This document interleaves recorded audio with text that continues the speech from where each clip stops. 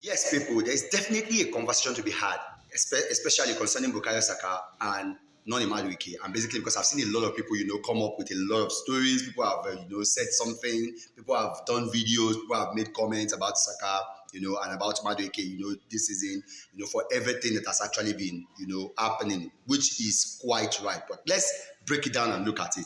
Let's look at me as an Arsenal fan. I know what I'm talking about because basically I have this force. Yeah, we've been there. We've done that. We've seen the difference in quality, especially when we come there, and we know one which is good for now. Now, let me tell you something personally. For Bukayo Saka, first of all, let me just say this from the beginning. Because we all know that this is Bukayo Saka has not been himself, but take it right. This guy has had back-to-back hamstring, like that has taken him out for like maybe 2 months, about 3 months. Coming about. Look at I think he has that. He has that lingering. Apart from that, we have that as a very number one single problem for Bukayo Saka. Now, also Noni Madueke. Let's be honest with ourselves. Look at Noni Madueke. Noni Madueke has not.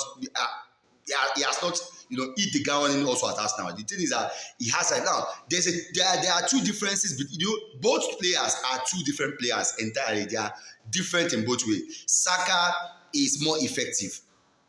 He might not have aesthetics. He might not have the dribbling 4, dribbling 5.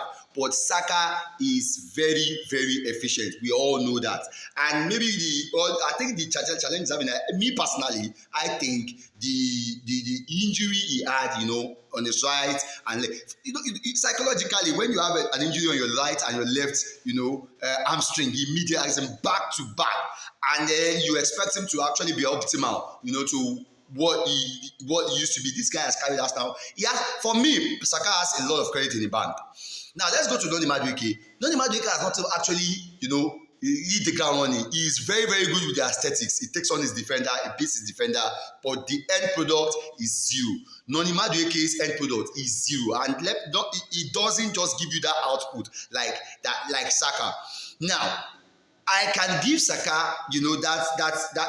I personally, I think he has not been good this season, but I can understand and then digest that, but not. I can't actually, decide. I can't actually look at it and make sure that, and tell you that he is better than the Uso person or this person better than the Uso person.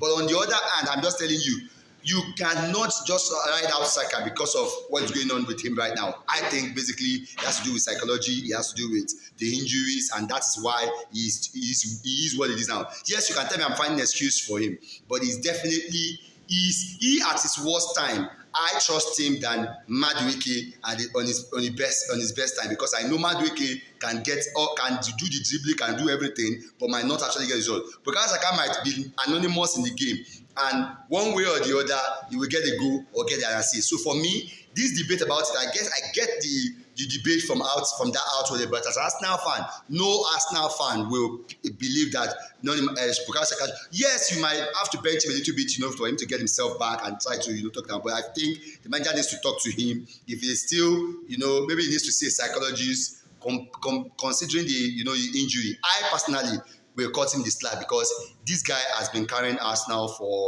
from Atije to Tepe, like days as in years back. So it's not something that is that we should always come. But I've seen people make noise about it, and I felt like this should already be done. So both Bukayo Saka and Noni Madueke are our players. They are both Nigerians. Personally, I like them both, and they play for us now. So definitely, I love them both. But for me, I think Saka any day will still be a proper threat than Noni Madueke. That's just my own opinion personally. That's what I think anyway.